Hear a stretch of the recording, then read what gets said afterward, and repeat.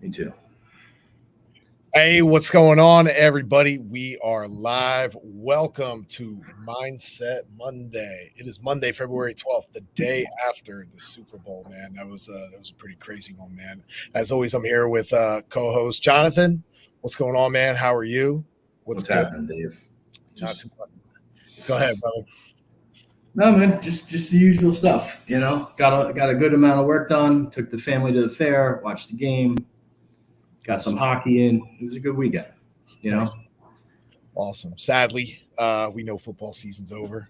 Pitchers and catchers report this week, but I want to talk about it a little bit. I mean, that Super Bowl it was crazy. It was a hard fought battle, but I want to talk about leadership today and that mindset of leadership, and especially watching the game last night. Some things that caught my eye, with some leadership skills. And guys, keep this in mind: like anybody can be a leader, right? You don't have to be at the top, right? Like look at an NFL franchise, for example. You have the owners that are at the top, right? General manager, they lead, they build that organization. The head coach, they put the pieces together with the offensive coordinator and the defensive coordinator. Same thing in a business. If you're employed, same thing as an employee. But what was your take overall just in the game? Like, what did you see, like, when it comes to terms just in leadership? And I got some more bullet points for you then. you might want to ask me other questions. I'm going to be honest with you. So, All right, cool. here's why. Okay, I watched till about halftime.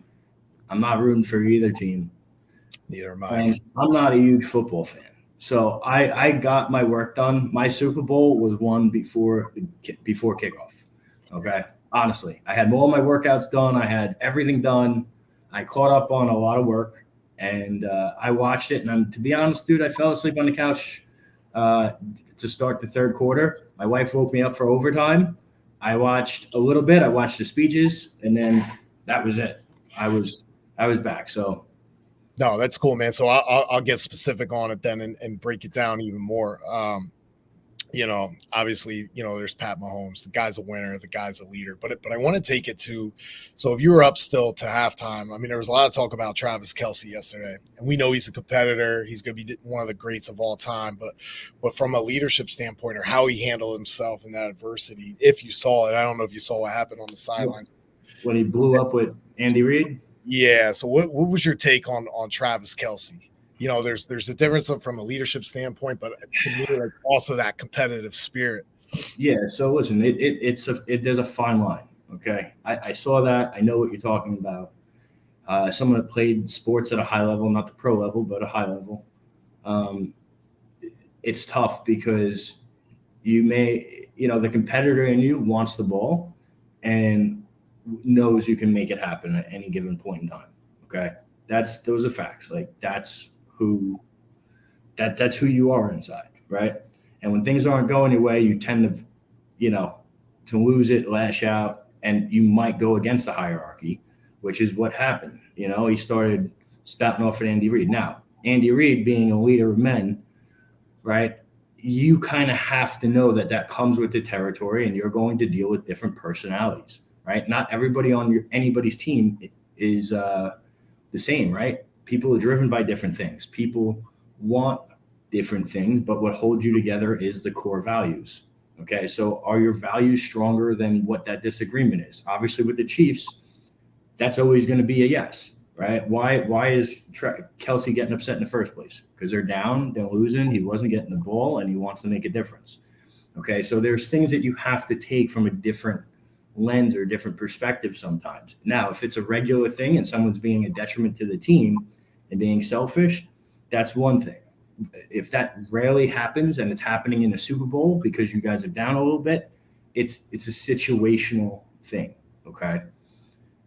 If he's doing that in a regular season or if he's doing that in a meaningless game, you know, to hit incentives, then that's selfish, right? But doing it in the Super Bowl to try to get the team fired up, to try to win, to try to get a point across to your coach, that's a lot more understandable than what gets called out day to day.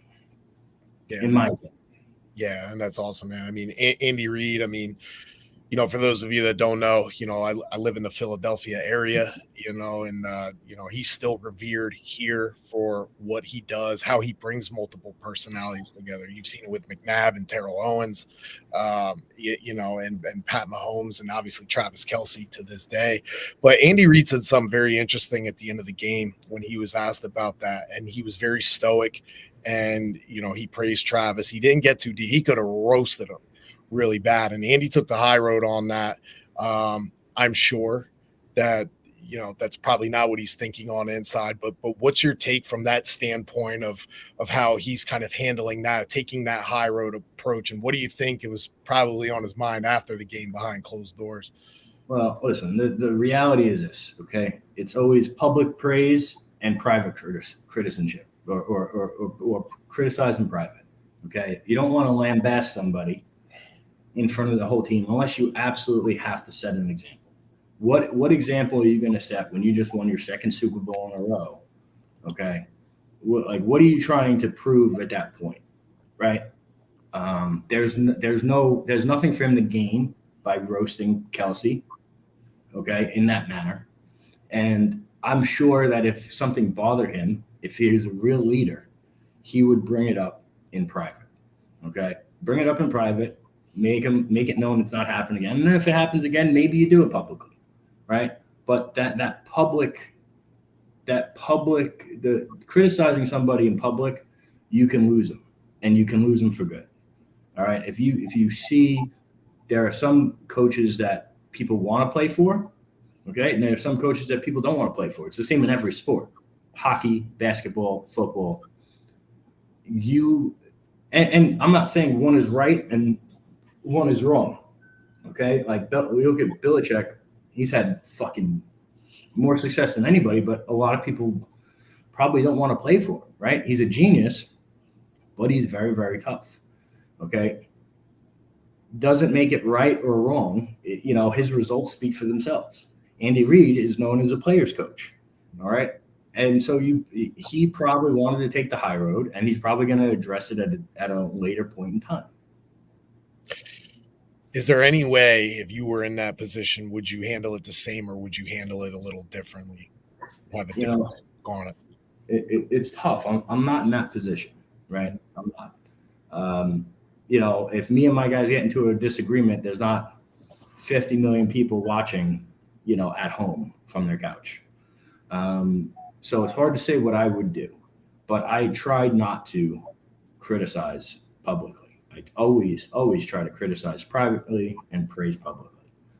So if I could and I was able to hold back, that's probably what I would do. I'd probably do it the same way he did it, right? But again, it's situational stuff, and it's I'm glad I'm not in that position. Let's just put it that way. Yeah, that's a unique position to be in when you have the world watching you, and for Andy Reid, man, like T.O. and McNabb are a perfect example, because the questions he used to be asked, especially in the Philadelphia media market, it's crazy, and I give Andy a lot of credit for how he does handle those things. He's really good at it. Like, if you pay attention to that, but I guess one of those things, like, always listen first, like, be a listener, right? Like, what's going on in that situation, hear it out, but don't lose focus of the task ahead. I mean, look, you score 3 points in the first half, and you come out and score 22 later in overtime and win the game, man. So, who knows what was said at that halftime, but I'm sure there was a lot of leadership stuff put in there. But Jonathan, anything you want to add to that? Anything you want to add in leadership sense, or? No, I like it. I think sports can teach you a lot about leadership at all different levels. Like you said, GM, coaching, owner, and down to the players. And you know what? Like with hockey, you didn't always have to carry or wear the C on your chest, right? Like that was the thing. I was a captain for a while, right? And there were times I wasn't a captain. It didn't change my approach to the game. It didn't change what I did or what I said in the locker room. It didn't change how I prepared for games. Nothing I did changed when I had that letter on or not. Okay. Same thing. Like, I've seen great in business. I've seen people that are not necessarily titled a leader, but they're great leaders. People would follow them. People will rally around them. And then I've seen people that use the title as a means of leadership, and that never works. Okay. That was, and early on, I did stupid shit like that, early, because you know what? I outperformed a lot of people, and they just promoted me in some type of management position, but I was not a leader. I was not good at it. I was actually probably terrible at it. And I drove a lot of people crazy, and it took me a very, very long time to learn that. And leadership in business is a lot different than leadership in sports. In sports, it's you strapping up and maybe picking up your team when they're down, right? In business, you can't go out and do the same things. It's a little different tactically. Okay, you need a lot of buy-in, and you need to show people that you care and that they can count on you. Okay, and if they can't, then you're never going to get the full buy-in from your team. Yep.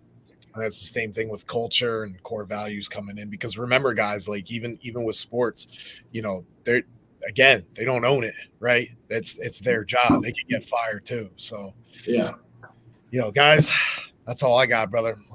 You got anything? Awesome. Well, guys, we'll catch you on Financial Fitness Friday. Please share this with someone that needs to hear it. We appreciate you tuning in, and we'll catch you on the next one. Be great, y'all. All right, take care.